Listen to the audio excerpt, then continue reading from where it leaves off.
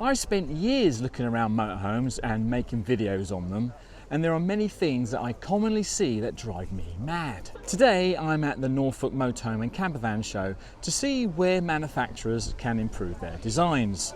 I'm not going to name and shame, that's not what this video is about. But here are 10 things that you should consider when buying a motorhome, campervan or caravan.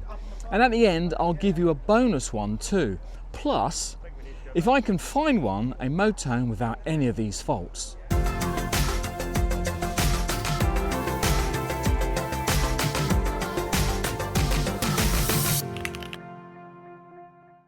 The oven in this motorhome is high. Now I'm 6 foot tall, and I'm able to actually open this oven itself and get hot things out, put hot trays back in. But if you're not as high as I am, say maybe my mother's height, which is about like this, that now turns into a safety hazard, a problem. Some place you can scold yourself just removing something from the oven. I mean, you've got to be careful with ovens anyway, but why have it so high? Why not put it lower, put the fridge and freezer up more? I don't know why they don't do that, but that is a problem. And it's not just this motorhome, there are many others. And it's even worse when the oven opens, not like that, this is a good one, when the oven actually opens downwards, because there's even further to actually reach into the oven.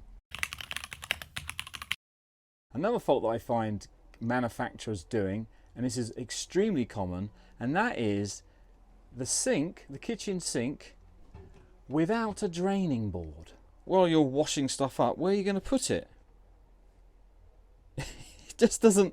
You're going to have to be. You're going to have a second person actually doing the drying up. Now, if you're lazy like me, I like to do the washing up and just put them on the drying rack and then leave them to dry, and you can get on with the rest of your holiday. But no, you can't do that.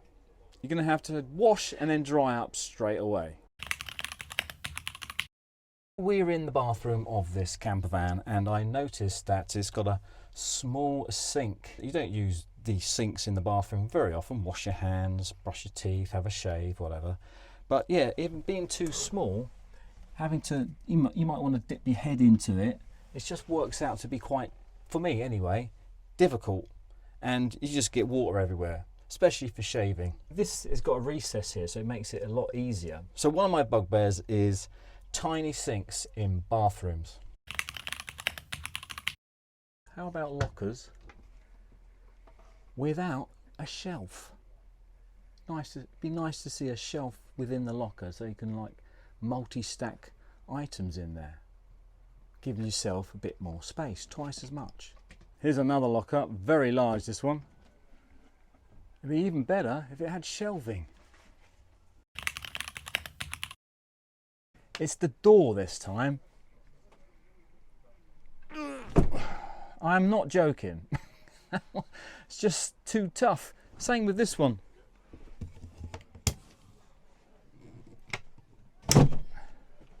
Right? Or there's a slamming locker, which can scare the life out of you when it does that.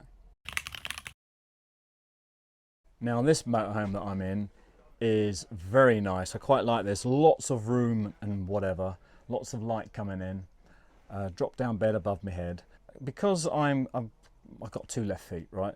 So I stumble everywhere, and I've got big feet, size 11, and I trip over steps. So I don't like steps, and this one has a step just there. There's also one that goes into the cab, but this one is the worst one, because imagine getting out of bed and in the middle of the night, go to the toilet, bam, straight into there. You stub your toe and you fall over into the, well, there's a mirror there. So yeah, that's one thing I don't like. Obviously it's there for a reason. It looks like there's heating under there as well. So that's one of my big bugbears is steps. Here's another motorhome with a step, this time leading into the lounge. This next one I pick up on all the time, and that is finding the light switch in the bathroom. So here we have the bathroom, very simple layout. There's the sink, but I don't see a light switch anywhere. under there. It's got to be somewhere because there's the light, but I don't see the light switch in here. It's got to be somewhere. It's probably outside somewhere. Now this next one is more common with campervans, and that is having a transverse bed. Why is that a problem? Well, like I said before, I'm 6 foot tall, and that width there is around about 6 foot. So my head will be touching this wall while my feet are touching this wall, and therefore I'm going to be cramped. And I'm sure I won't get a good night's sleep if I was all curled up like that all the time. Now I have seen some manufacturers actually put in some sort of pod on the end, extending either side, which obviously is going to help. Here's another camper and another transverse bed. I did notice though that they do have some sort of pushback here, so making it actually wider. Another motorhome and a different problem. I'm going to step into the wet room, and the problem here is that if you're having a shower, you're going to get the toilet roll soaking. Now you might think, what about the shower curtain? Now this does have one.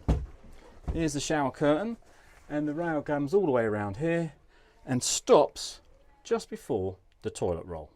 End of the shower curtain rail, and then you have the toilet roll holder. It's going to get wet.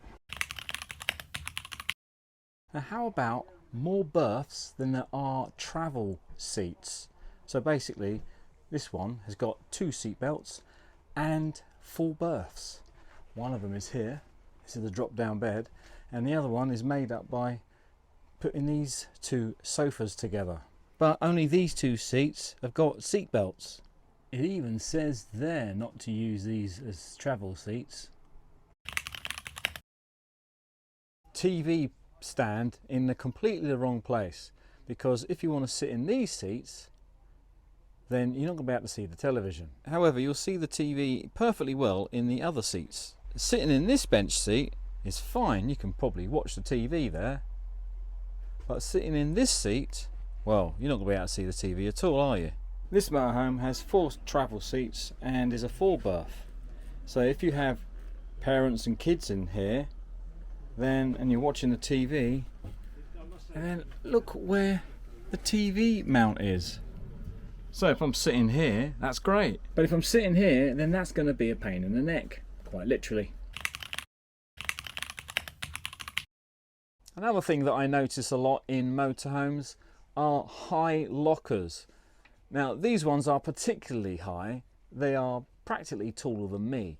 So you open it, and now I can't see in there. You can see my eye line. I can't see in there. If I go on tiptoes maybe, yeah, I can see in there.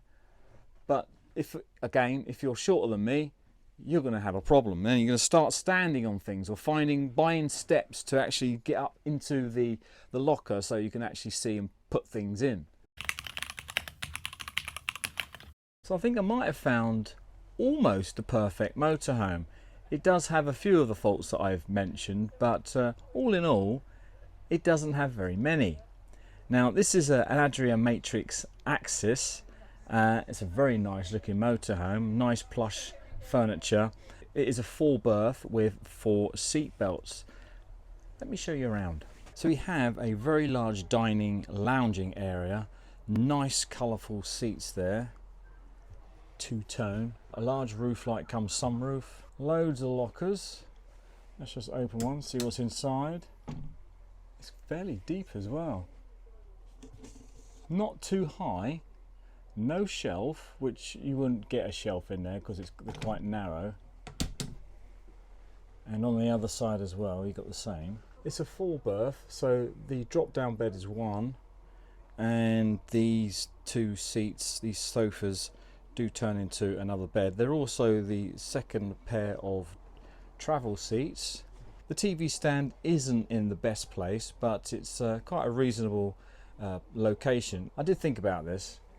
If you had like 6 people in here, you're probably going to be drinking and socialising, right, rather than watching television. I want to point out that there is no step,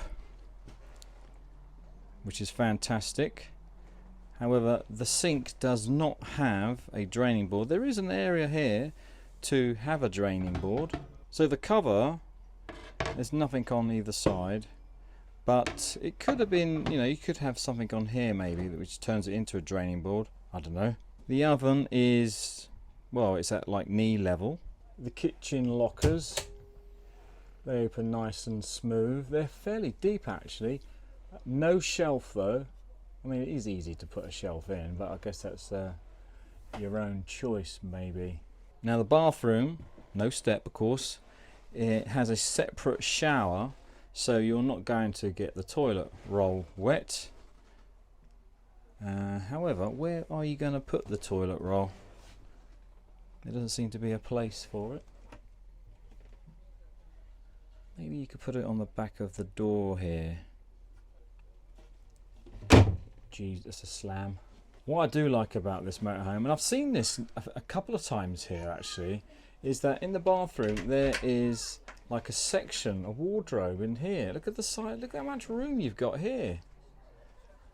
Set of drawers. I think this is a great design. Then this leads into the outside locker, which again is very roomy. You know, I struggled finding that motorhome, you know. Some of these faults I've highlighted you might consider small and be able to live with. Choosing a van is about making compromises because you're not going to find the perfect van. You'll find one that is almost perfect. There'll be reasons why manufacturers design vans with these faults. Space is a premium in a van, and manufacturers come up with ways to use all the space available, but also saving on weight. They use lightweight materials to keep the weight down, so you can add your solar panels, TV, and outside dining, etc. So if you're buying a motorhome or caravan, hopefully this video has helped you look for your next van. And remember, it's all about the layout and making compromises. If this video has helped you, then why not give it a like, and if you're on mobile, give it a hype as well. It really does help the video and the channel. So until next time, take care, brush your hair, we'll see you when we see you. Peace.